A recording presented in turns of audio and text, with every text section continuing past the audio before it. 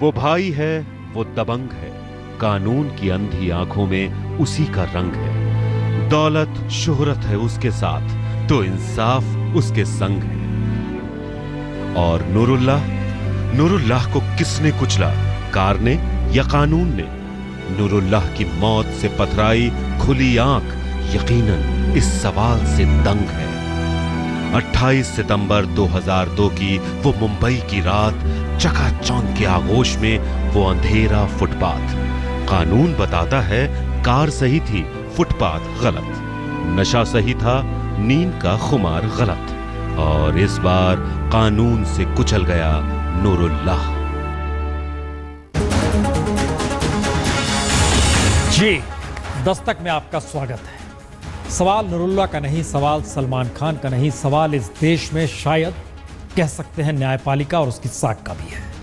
लेकिन कुछ सवाल इसलिए महत्वपूर्ण हो चले हैं क्योंकि जो बात सेशन कोर्ट ने की, जो बात हाई कोर्ट ने कही, दोनों में 180 डिग्री का अंतर।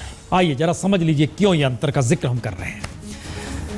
थोड़ी खुशी थोड़ा गम जिस दिशा में जाएगा उसमें संसद भी अब आएगी, सियासत भी आएगी और उसके साथ सूखा भी आएगा, सांसद भी आएंगे। लेकिन निचली अदालत कहती है सलमान कार चला रहे थे, साबित नहीं हुआ कि कार चला रहे थे, हाईकोर्ट कहता है। अगला सवाल निकल कर आए निचली अदालत, सलमान नशे में थे, कोई सबूत नहीं मिला, हाईकोर्ट कहता है। निचली अदालत इसके बाद अगला सवाल जिस समय मुहर लगाई थी, सलमान के खून की जांच हुई, हाईकोर्ट का फैसला, रक्त का नमूना न सील था, न पूरी मात्रा में खून लिया गया था, जो 4 mm लिया जाता है वो नहीं था। कांस्टेबल रविंद्र पाटिल के बयान पर भरोसा किया गया निचली अदालत में, पाटिल के बयान बदला तो फिर भरोसा नहीं किया हाईकोर्ट ने। हादसे के बाद सलमान भागे क्यों, थाने क्यों नहीं गए, ये निचली अदालत का सवाल था और यहां कहा गया भीड़ की वजह से भाग गए, सेलिब्रिटी है। खुद सरेंडर क्यों नहीं किया, वकील के घर से गिरफ्तारी, निचली अदालत ने यह सवाल उठाया था। लेकिन पुलिस ने जब बुलाया तब थाने गए। ये सारी स्थितियां बतलाती हैं कहीं ना कहीं गायक कमाल खान से पूछताछ क्यों नहीं, जो रिलेटिव भी थे और कार में मौजूद थे। यहां पर क्या बगैर पूछताछ के जांच अधूरी है? और आखिर में मुहर लगी, सलमान दोषी हैं, सलमान बेकसूर है।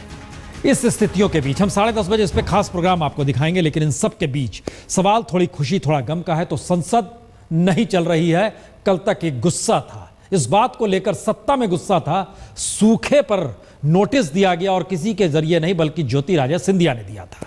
सूखे पर आज बहस तब शुरू हुई जब कांग्रेस ने बायकॉट कर दिया। अच्छी बात है, बहस तो शुरू हुई, लेकिन आइए हमारे रिपोर्टर वहीं पर मौजूद, एक एक पल को देखा समझा और फिर उन्होंने कहा हम ये कहेंगे। हमने कहा कहिए। देश सूखे की मार से बेहाल है और इस मार के बोझ को झेल रहे लोगों की आस संसद पर आकर टिकी हुई है, जहां सूखे पर बहस को लेकर राजनीति तो खूब गर्म हुई, लेकिन जब चर्चा हुई तो आलम यह रहा कि नियम के मुताबिक बहस के दौरान मौजूद रहने वाले अनिवार्य 15% सांसद भी मुश्किल से मौजूद रहे। कांग्रेस और तृणमूल कांग्रेस ने तो सदन का बहिष्कार ही कर दिया, लेकिन AIADMK और बीजेडी को छोड़कर समूचा विपक्ष भी नदारद रहा। सत्ताधारी बीजेपी के लिए भी सूखा कितना अहम मुद्दा है, इसका अंदाजा इसी बात से लगाया जा सकता है कि 281 सांसदों वाली पार्टी के भी महज 40 सांसद ही बहस के दौरान मौजूद दिखे। संयोग ये रहा कि जब संसद में सूखे के मुद्दे पर आरोप प्रत्यारोप जारी था तो 72 घंटों के अंदर महाराष्ट्र में बदहाली से 7 किसानों ने खुदकुशी कर ली। लेकिन राजनेताओं की राजनीति तो इसी तरह चमकती रही। कैमरा पर्सन पिनाकी सेन के साथ रीमा पराशर, दिल्ली आज तक। तो क्या देश उस मुहाने पर आकर खड़ा है जहां पर संसद के भीतर की बहस भी उम्मीद पैदा नहीं करती? हालात आप देख रहे हैं, सब कुछ कैमरे के जरिए नजर आता है, देश भी देखता है। लेकिन इन सब से इतर याद कीजिए 19 महीने पहले इस देश में लोकसभा के जब चुनाव हो रहे थे, कौन सी बात कही जा रही थी? यकीनन काला धन सबसे ऊपर था। इन सब के बीच अमेरिकी एक रिपोर्ट आई, अमेरिकी थिंक टैंक की। उस रिपोर्ट के जरिए जरा समझने की कोशिश कीजिए कि उस वक्त अगर नरेंद्र मोदी इस बात का जिक्र कर रहे थे, बिल्कुल सही कर रहे थे, क्योंकि जो रिपोर्ट आई है वो चौंकाने वाली है। लेकिन अगला सवाल यह है कि इस बीते 19 महीनों में क्या हुआ? एक तरफ वह स्थिति, एक तरफ यह स्थिति। रिपोर्ट देखें। यह रकम काले धन की है, 34 लाख करोड़। सिर्फ मनमोहन सिंह के सत्ता के दौर में 34 लाख करोड़ रुपए काले धन के तौर पर देश से बाहर चले गए। यानी 2004 से 2013 के दौर में। तो 2014 के लोकसभा चुनाव के वक्त जो सवाल नरेंद्र मोदी काले धन का बार बार उठा रहे थे और जनता को अच्छा लग रहा था, वो गलत तो कतई नहीं था। चोर लुटेरों के पैसे विदेशी बैंकों में जमा है ना, उतने भी हम रुपये ले आए ना, तो भी हिंदुस्तान के एक एक गरीब आदमी को मुफ्त में 15-20 लाख रुपए यूं ही मिल जाएगा। लेकिन ये आवाज तो पीएम बनने से पहले की है, और पीएम बनने के बाद काले धन का सवाल कभी जुमला और कभी एसआईटी जांच तले इस तरीके से उलझा कि देश इस सच को समझ ही नहीं पाया कि काले धन का मतलब होता क्या है। उसे तो इंतजार रहा 15 लाख रुपए उसके खाते में कब पहुंचेंगे, लेकिन यह कभी सरकार ने नहीं बतलाया कि देश किस तरह चंद लोगों के हाथ में सिमटा हुआ है, किस तरह काले धन के जरिए देश को खोखला किया जा रहा है। क्योंकि अमेरिकी think tank global financial integrity की रिपोर्ट की माने तो 2004 से 2013 तक हर दिन औसतन 931 करोड़ रुपए काले धन के तौर पर देश से बाहर जाते रहे, और कुल 34 लाख करोड़ रकम का मतलब यह है कि देश की जीडीपी का 25%। तो क्या मोदी सरकार से उम्मीद बैठाना गलत है?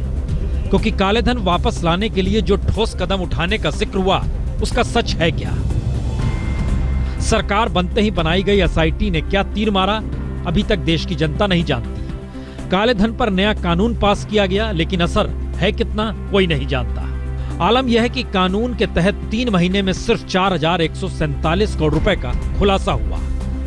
आलम यह भी कि सरकार ने एचएसबीसी बैंक में भारतीय खाता धारक जो 627 थे उनके नाम सुप्रीम कोर्ट को सौंपे, लेकिन जनता को आज तक नहीं पता उसमें किसके नाम है और किसी के खिलाफ कोई कानूनी कार्रवाई हुई भी कि नहीं हुई। और काले धन को लेकर सरकारी कोशिशों की खुद बीजेपी नेता सुब्रमण्यम स्वामी ने सवाल भी उठाए। और तो और इन्फोसिस के पूर्व एचआर हेड टीवी मोहनदास ने तो सरकार के काला धन पकड़ने के तरीकों को मजाक के तौर पर ले लिया।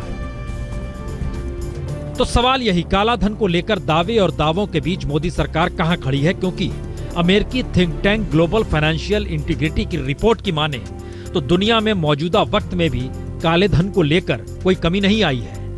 यानी मौजूदा वक्त में कितना काला धन कौन बना रहा है, इसकी जानकारी हो सकता है 5 या 10 बरस बाद आए, और ये बदस्तूर जारी है, इनकार इससे भी नहीं किया जा सकता।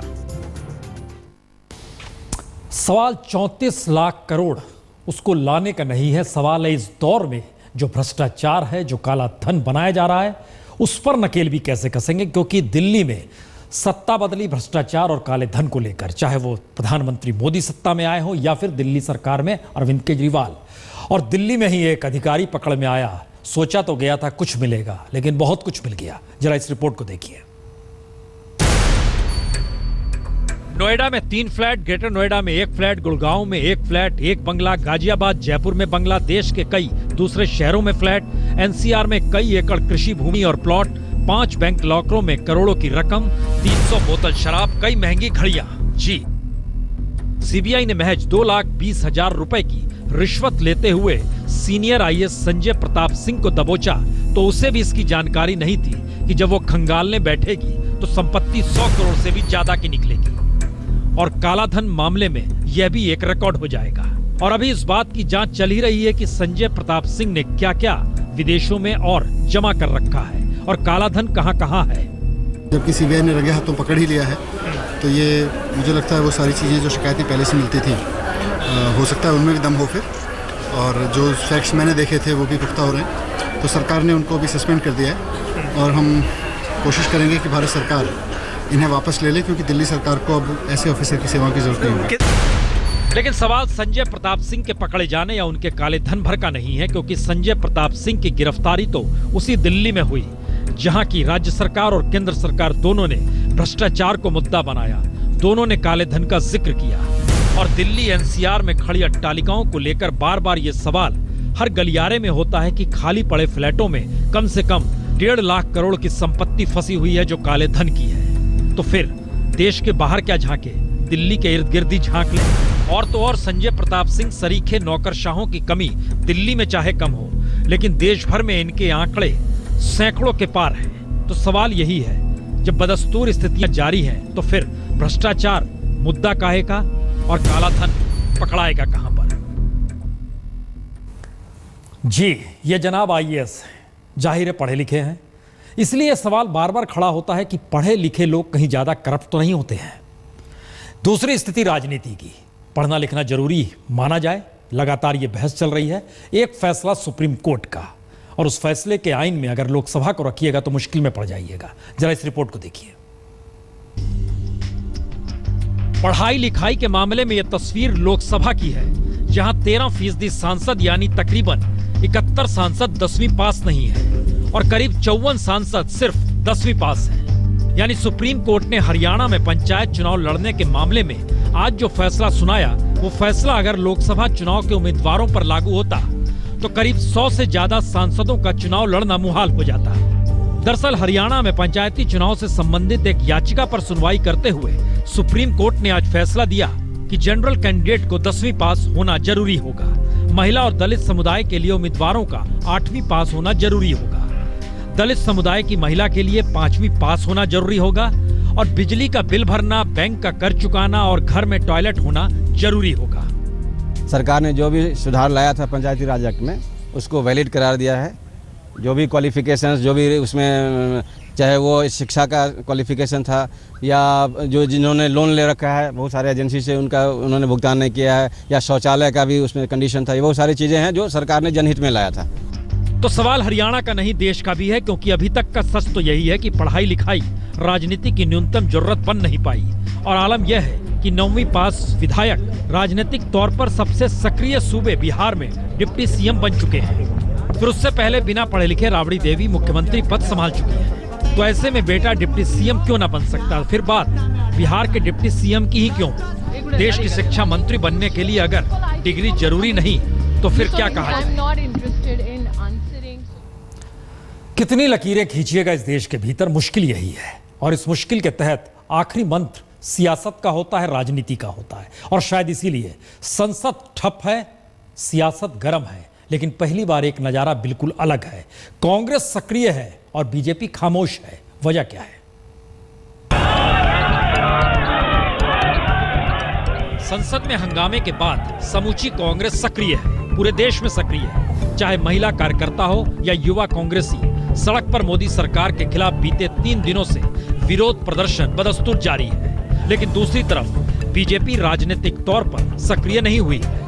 मोदी सरकार के तमाम मंत्री संसद के अंदर और संसद के बाहर वक्तव्य जरूर दे रहे हैं, लेकिन संसद जिस तरीके से ठप है, उसे राजनीतिक तौर पर भुनाने की कोई कोशिश अभी तक बीजेपी ने शुरू नहीं की है। सिर्फ और सिर्फ संसद के भीतर ही सत्ता की आवाज गूंज रही है। यूं कहा जा सकता है कि संसद को राजनीति से सत्ताधारी नहीं विपक्ष जोड़ता है, तो फिर बीजेपी सड़क पर क्यों उतरे?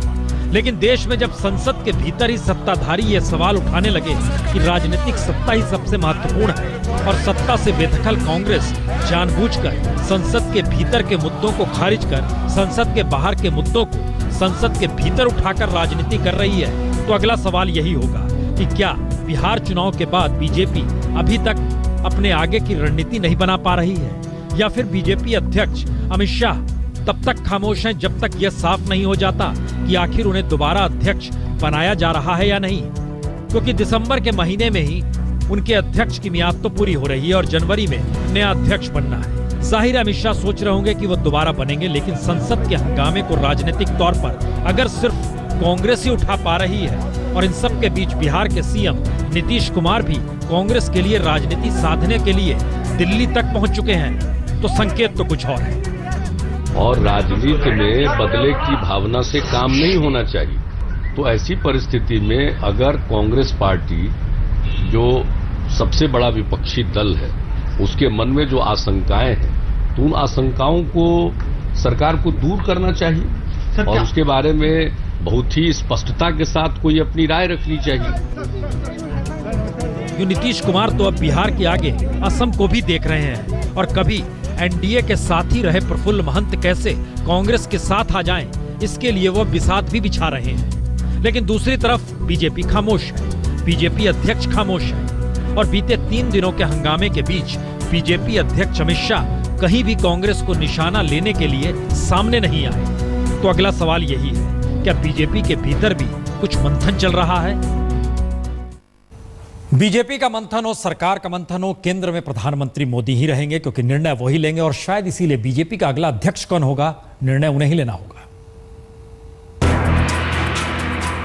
अब यह प्रधानमंत्री मोदी को ही आखिरी फैसला लेना है कि बीजेपी के अध्यक्ष पद पर अमित शाह बने रहें या नहीं।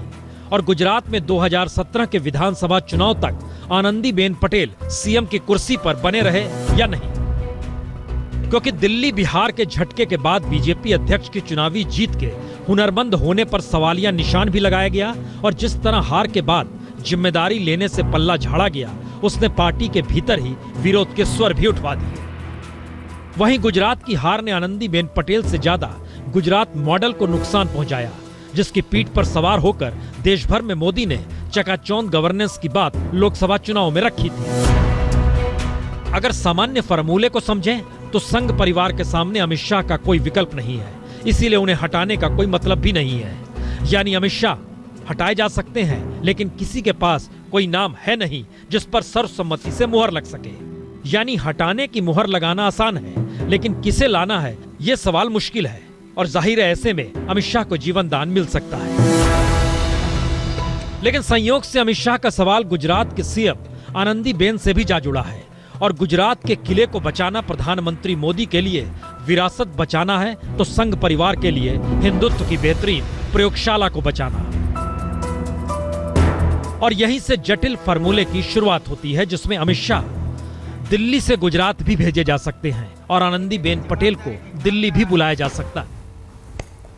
जाहिर है ये ऐसे सवाल हैं जिसको लेकर कहा जा सकता है निर्णय संघ परिवार को लेना होगा, लेकिन कहीं ना कहीं सब कुछ साख प्रधानमंत्री की ही दांव पर है, इसलिए निर्णय वही लेंगे। बहरहाल इन सब के बीच हमें लगता है ये बताना चाहिए आज अंतर्राष्ट्रीय मानवाधिकार दिवस भी है 10 दिसंबर, और भुवनेश्वर में समूचे शहर में आदिवासी बच्चों ने ह्यूमन चेन बनाई।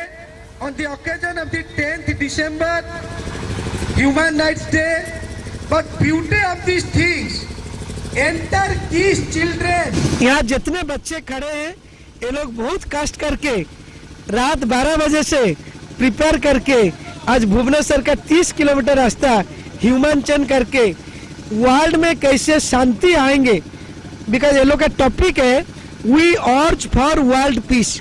वर्ल्ड में कैसे शांति आएंगे उसी वार्ता को सारा दुनिया में पहुंचाने के लिए ये बच्चे लोग लॉन्गेस्ट ह्यूमन चेन आज किए हैं।